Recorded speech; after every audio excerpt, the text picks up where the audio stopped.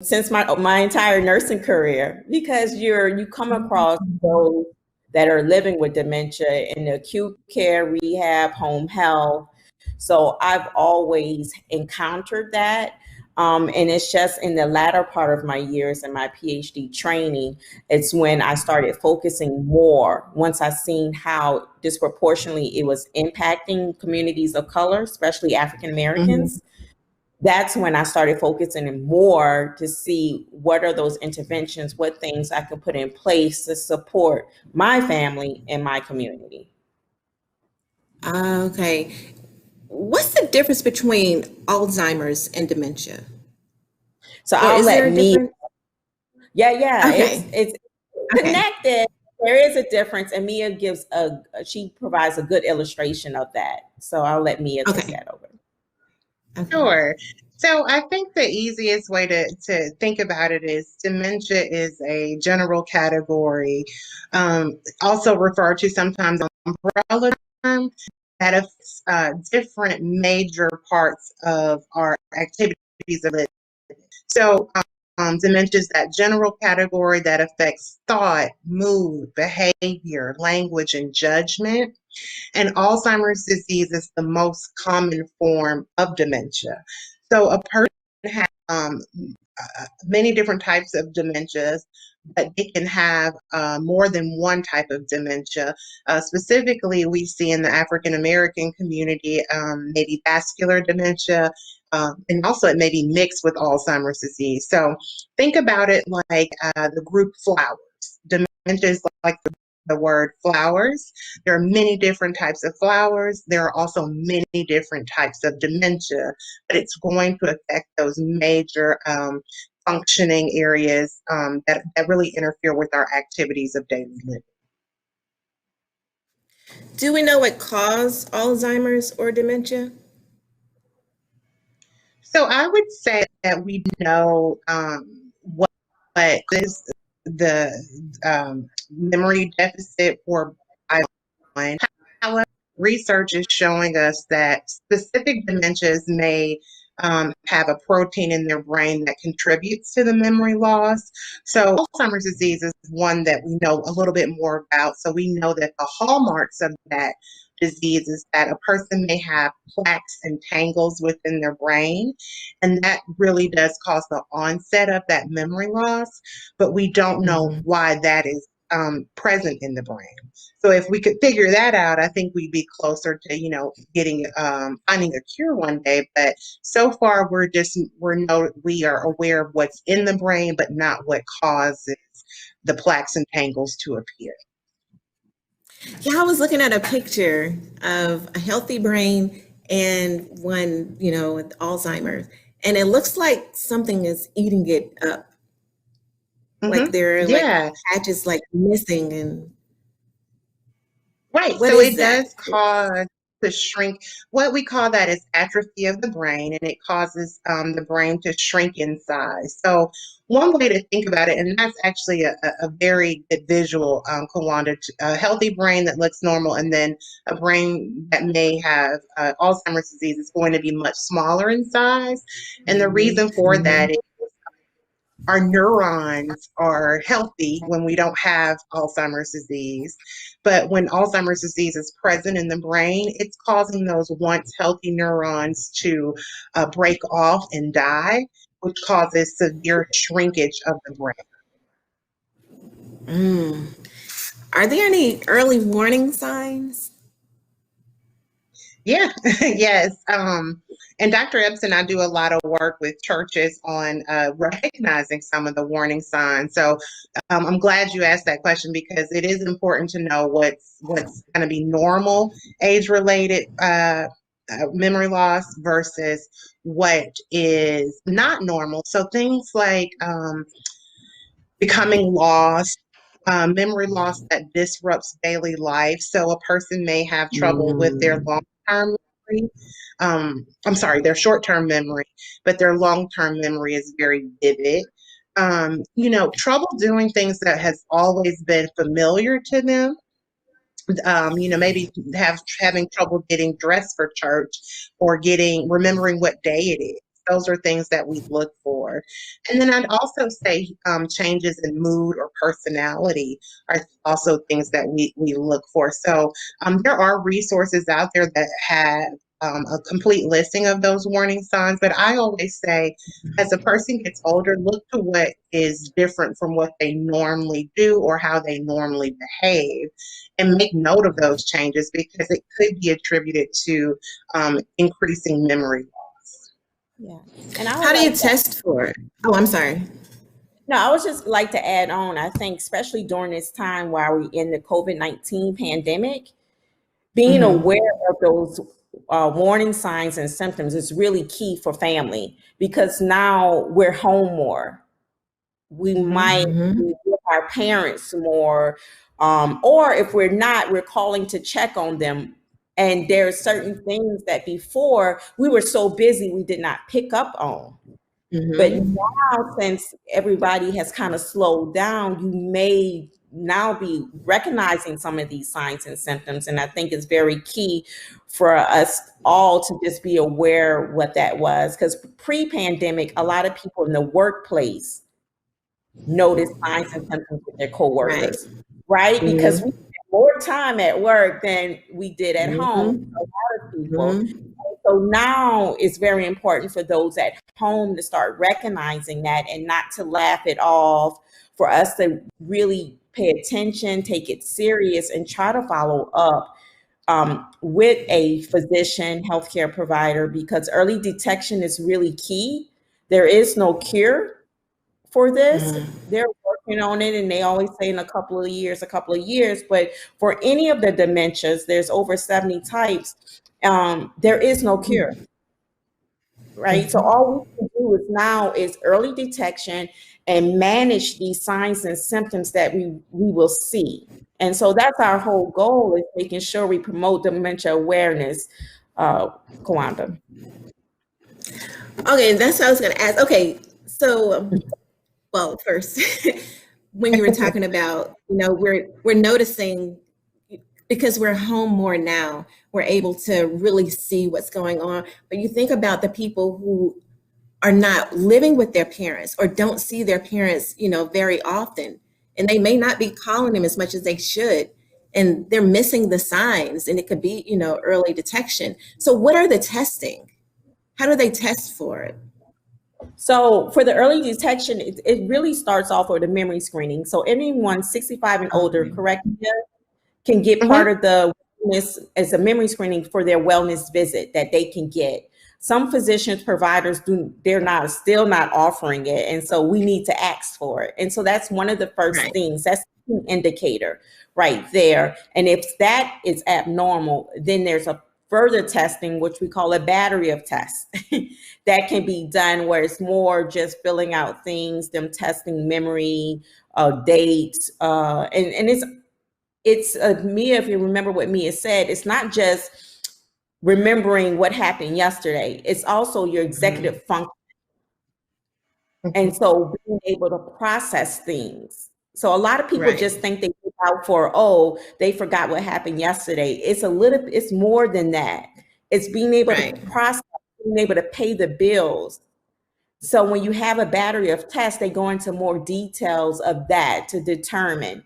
And we always tell family when they go to the doctor, bring a journal. So even if you don't live with your mom, dad, your sister, your brother, when you do call them and when you start noticing those odd things, jot that down, because that's all supporting documentation that you can bring to the provider, and they will use all of that to make a informed diagnosis. And then when they So narrow once, it down, I'm go ahead. sorry. No, No, no, go I'm ahead. sorry. Go ahead. No, Well, I was going to ask. so much information. No, this is great, y'all. It's like we just want to get this information out. Kwanda, you have questions, so you go ahead and ask your question. I'm so sorry. Once you are diagnosed, what kind of treatments do they have? What's the next step? So Mia, I'll go ahead and let you talk So about. I would say the next step once you are diagnosed is really having a conversation with your family is going to be the next step, because depending on where you are in the disease progression, for some people, they can receive an early diagnosis as early, as age, 50, and they can live well into their 80s or 90s. So this could take a while, and it can take a toll on families. So I would say that initial step after a diagnosis would be to have a conversation with your loved ones, your friends and family, to just really talk about what this journey might entail, and to kind of anticipate what's to come. From there, I think it's also important to decide on medications that are going to be helpful to maybe treat some of the behavioral symptoms. Again, they won't cure the disease, but there are medications out there that will treat some of the symptoms. So medications are important, but we also stress uh, Faith Village stresses the importance of living a healthy lifestyle even after a diagnosis. So we talk about doing things you've always wanted to do, but also doing them in a way that you haven't before. So, if you always wanted to do something, just go out and do it, but you have to be healthy to do that. So we do encourage people to eat well, keep their brain engaged, to exercise, and most importantly, which is a struggle these days, would be social engagement. So I think you have to take an approach that is really encompassing all of those different things after a diagnosis, in order to really, be prepared for what's to come. Yes. How does it, as it progresses, how does it affect the family members? I think it affects the family members in different ways, Mhm. because when we go out and we educate the community, we'll always tell people, you've met one person with dementia, you've only met one person with dementia. And that means each family will go through different things. Each family has a different journey. So some families I've noticed they accept the diagnosis and things move forward and they put things in place. They put a lot of life planning activities in place. But then we have some families where there's some denial in there. And then that's where you'll see the struggle. Because if the person with dementia have acknowledged it and accepted their diagnosis, but the family members haven't, then we have a struggle, because they still gonna think, well, mom could do that. Why she keep playing? And that's part of that denial, not accepting that. And then that makes the journey a little bit harder versus accepting the diagnosis, making sure you develop a care partner team. And so that's a team of folks that's going to come together to be there to support. And I want to say the church is part of the care partner team, to provide those resources and support for this family so they can continue to live a meaningful and engaged life. I bet it's very difficult for the family. I was talking to a friend of mine, and he was telling me that long time ago, his grandfather had it, and his grandfather would just start beating on his chest. And then he would get very agitated and become aggressive. And he's like, well, he'd ask him, why are you beating on your chest? And he'd get very aggravated and just aggressive. Why do they do that? What causes the aggression? Well, I think the aggression can be brought on by different things, but to me, one of the things that stands out in that situation is it may be a lack of him being able to communicate what he's feeling or thinking.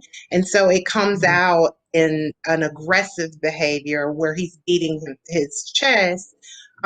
So oftentimes it is frustration from the lack of being able to say what you're thinking. So you think one thing, but it comes out totally different, or that person is having some trouble with their verbal skills, as those will decline in the disease progression.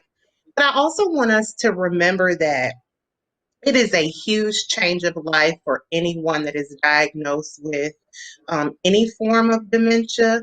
So it's going to be an emotional journey for both the person living with dementia as well as their family. And it's important to find that middle ground where both parties feel supported and feel as if they're being heard. But um, just to kind of further answer your question, aggression presents in many different ways. So communication is one. It could also be in physical, abuse to another person, and those are things that we do take seriously. So we want to just let people know you have to have your doctor a part of your care partner team should aggression presents in the form where it is unsafe to both Right. the person with dementia as well as their family. So can nutrition, and your lifestyle, how can that affect you? Could that cause it to progress more, or can it help? So I think So, I'll take the beginning, okay. and Mia, you can go in. I just want to make sure, like nutrition and lifestyle, those are things that can reduce your risk to getting Okay. it. Okay, that's one Okay. big thing. As Mia mentioned, once you're diagnosed, those are things. It's good to have a healthy lifestyle, and it's not to say that it's going to stop the progression. Okay. Um, because things that are occurring up here, and we don't know what type of dementia. Each type of dementia has a different patho behind it, but it's still important to do those things because it can manage other things from you getting comorbidities. Mhm. And if you What? comorbidities, other chronic illnesses or Okay. things like right? So you Okay. don't imagine if you have dementia, then you also have heart disease and diabetes. You have additional things, then that Mhm. just really complicates the care situation. And so then me, I Mhm. know you a lot about the nutrition and lifestyle, so I'll pass it on to you. Yeah, I'll just add to that. She's absolutely right. I think that what we want people to do is know that diet and nutrition play a very large role in a lot of chronic health conditions, and specifically with dementia. We always use the word reduce the risk. So, having a Mhm. healthful diet can reduce the risk of developing Alzheimer's disease and dementia. But we also say that, you can do everything, which is the most unfortunate part of this disease. You can eat healthy, you can exercise, but you still might develop it because at one point we would Mhm. say, if you have a brain, you're at risk for Alzheimer's disease or dementia. And so, Mhm. doing those things can reduce the risk. It won't prevent it, but I always urge people to look at what's going to be those lifestyle factors that are going to be most helpful to you and easy for you um, you know, to adapt to, and to look at, sticking with those things that can possibly reduce the risk of developing dementia. I know it must be. I mean, we talk about the patients a lot with, a lot of illnesses, but the caregivers, it must be very difficult for them, especially, when they're dealing with a family member, especially a parent. Where do they find support, and how do they keep their sanity? I think that's a great question, and Dr. Epps and I can tag team this one. I think that finding support is probably one of the reasons why we came together, because we noticed that people were really in need of support services and struggling as care partners and caregivers. And so one of the things that we stress as our group is to look for support within your circle. Mhm. And from there are resources available to help. And so we work with different organizations that put people that support people in this journey. From AARP, they have a great guide about preparing to care, to a group we work with called Sage Navigator that helps people with referrals to different resources. So, caregiving is stressful, but we know that with support, it can ease some of that burden a little bit. And Dr. Epps, would you agree with that? I mean, caregiving can be difficult. Oh, it can, and I guess I want to fuss right now. Can I fuss, Kawanda, for the caregivers that might be listening? Because this is the thing what I come across a lot. We know you need support. We know that, you know, and that's the reason for partnering with churches and for us developing our church partnership program, Alter, so you can have those support services through the church. But you have to acknowledge and you have to welcome the support. So many people, caregivers and family members I speak to, they're like, oh, let me get it together. And then I'm going to go to the support group or I'm going to go ask for help. You don't need help when you have it together. And while you're trying to get it together, you're killing yourself. And so this is why it's so important. So for those family members that are listening, that is caring for someone living with dementia, call on somebody, pull in the resources, and don't give up if the first person you call don't understand or they don't do right. Don't give up there. Call the next person, call the church, call, you know, we're trying to educate everybody so they will be aware. So when you do call, they know if it's just to listen, if it's just to come over for 2 hours so you can go to the grocery store or you can go to get your nails done, how much that would help. And so I really need caregivers to let people in. Don't be prideful. I know no one saw mama looking like this because now she wears 5 or 6 jackets and she doesn't do her hair. I say push all of that out the window because you need help. You cannot do this alone. You know, even long distance caregiving, that's a whole nother angle, and you have to pull people in for that, you know, living in a distance. So that's my thing. I just wanted to fuss, but now I'm sorry, I got it out. And so you know, resources and support is really key, and then self-care for that caregiver. It's really, really important. So many times, just last year, a wife ended up being diagnosed with brain cancer. Wow. And she had been to the doctor, nothing, because she was so focused on taking care of her husband. Oh, wow.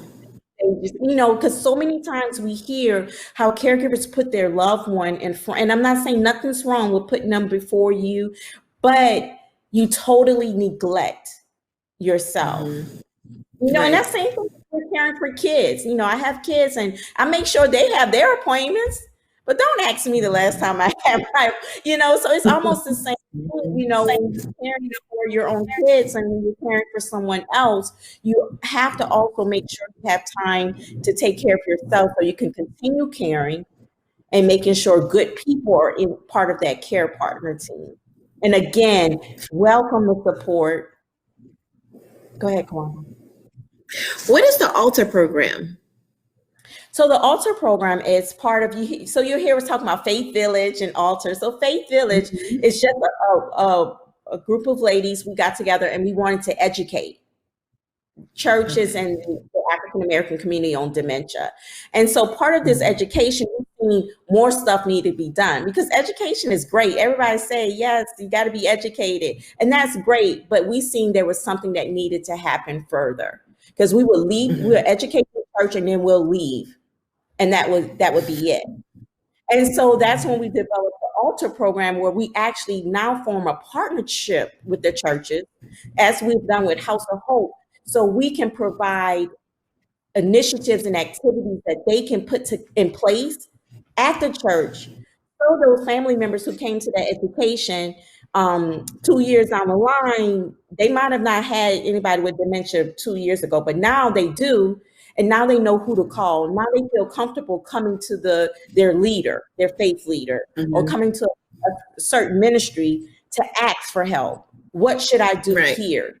Now they feel comfortable because we can send everyone to the Alzheimer's Association, all these 1-800 numbers. But I know me personally, I would rather go to someone that I know a local, I'd rather call a local number versus someone that will not be able to relate to me. And that's just my preference. So our goal is to make sure that we partner with the churches and we encourage a culture change of how they look at dementia, how they perceive dementia and the community within their congregants so they can support them and their families and strengthen the services that the churches have to offer them. So many times, y'all, we hear where pastors get mad when someone stands up in the middle of their sermon or maybe yell out inappropriately. Because you talked about earlier, there's certain aggressive behaviors and telling families don't come back to church. That's what we don't want. We want to make sure that the families feel welcome and they know they can go there. And so that sums up the altar program. That's what we do for the altar. And we work with several churches in the metro area and outside of Georgia as well. Do you get pretty good support from the churches? Are they? Yeah, the churches that are interested, yes. So every church is not on their agenda, and we respect that.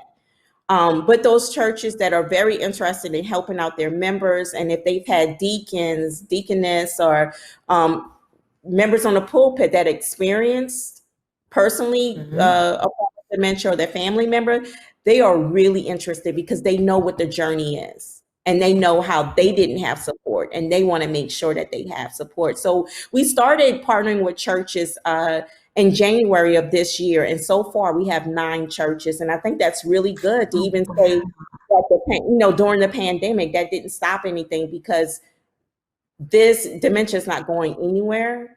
The church is not going anywhere. And right now, people need the church more than ever. We always need the church, but right now, they really need the church. And so we work with churches to make sure they have things in place. You mentioned activities. You work with the churches to create these activities. What kind of activities do you all create? It's activities that, first of all, is to fall under the support services. So if it's helping them create a caregiver support group, helping them develop some type of respite program. And respite program is when you provide a break for that caregiver. And so those are some things that might fall under that. And then we also work with them to spread dementia awareness and education. And so if it's not me or Mia providing the education, connecting them with another group or agency that can provide education, working with them to discuss how we can involve the youth. So, what are those programs that we can also incorporate the youth in the church to be there and to become aware? And then we also work with churches to see how they can modify any worship services. So, we understand every church has different services. The length of the services are different. It can be from 45 minutes to 3 hours or 4. And so we work with churches to discuss how that may impact that family with dementia and see what are some things we can put in place to also keep them engaged and being able to worship, but it'll be in a different way. And then we also, so those are some of the activities, initiatives, and then we also support the churches to look at their infrastructure. So whenever we do fully get back into church and these families feel comfortable coming, what are those things with lighting where we have rugs that maybe appear as black holes in the floor? So we work with churches through that as well, because those are things that you don't think about. Lighting, we have the purple light and all of that can trigger for a certain dementia, that can trigger some of that behavior that you mentioned earlier.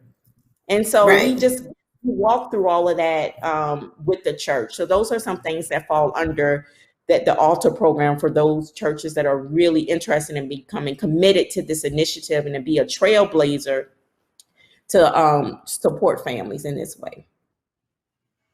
Is there any music that you find that they like or that may trigger something? Yeah, music, period. Okay. There's a music and memory. There's so many programs out there, so much literature, research about music. And then when we personally work with the churches, it's not, a lot of people want to say old hymns, but as Mm-hmm. Mia mentioned, someone that's 50 can have dementia. Somebody in their late 40s can have dementia. So it's not all about old hymns. It's about the songs that's coming from their generation, what the songs Right. that they like. And it Mm-hmm. can be spiritual hymns. Persons with dementia respond good to upbeat songs with drums. So it just varies. But we know music is really key. And I'm working with a church now to do an online dementia service. And we have music embedded in that because we know it's really, really key. And do you Yeah, think and having the interesting. work? Oh, I'm sorry. I'll just add to that. We recently put together a Spotify playlist of songs Ah, that really resonate with people with dementia. And I believe it's on our Facebook page. There's a link to it. So I would encourage people, if you're interested in knowing about what songs might be, ones that are most common, or those songs that might really spark, that memory in people and give them a good feeling. Please check out our Spotify playlist. So we have some great suggestions on. Yes, please visit the page. I totally forgot about that, Mia. I'm so glad you brought that up because we actually had input from somebody that is living with dementia. We had input mm-hmm. from care partners and caregivers to develop this playlist. So, I think it would be really, really key. And again, it's on Spotify, and we have it pinned on our Facebook page. How do they find it on Spotify? What is it under? Faith Village Connections. Oh, okay. Do you think if you put the words, let's say they're in the church, you put the words on the screen, do you think that helped them? Absolutely. That's actually one of our recommendations for the worship service, to have that visual cue for people, whether it's a familiar scripture, but songs you can follow. Ah, this has been so awesome. I've gotten so much information from you all. Do you all have any words of encouragement or suggestions for some caregivers or patients or family and friends or just people in the church community? Any words of encouragement or Final words. I think I'll start. The yes. main we know it's a journey, and I think I want families to know that we're here to help. So not just me and my team, but also us partnering with churches. We are making sure the churches are there to support them. And I want you to know, don't go through this alone. Call for help, ask for help. And I think I think I want to leave it right there. Just ask for help. Mhm. And I'll just, my last words would be that for a person living with dementia, early detection is key. So the earlier that you find out that that memory loss is not normal, the more engaged you can be in your life planning. And for the caregiver or care partner, understanding caregiver burnout is really important. And so I think all of that ties back into recognizing what's going on, being present, acknowledging it, and then reaching out for assistance, as Dr. Epps mentioned. That is awesome. Thank you all so much. And thank you for joining us again on Hope TV. Just like Dr. Epps said, ask for help. Whether you're a patient, whether you're a caregiver, you're a family member, you're in the church community, ask for help. Again, thank you so much for joining us for this episode of Surviving and Thriving in a Pandemic. Remember, if you have health, you have hope. And if you have hope, you have everything. Don't lose hope.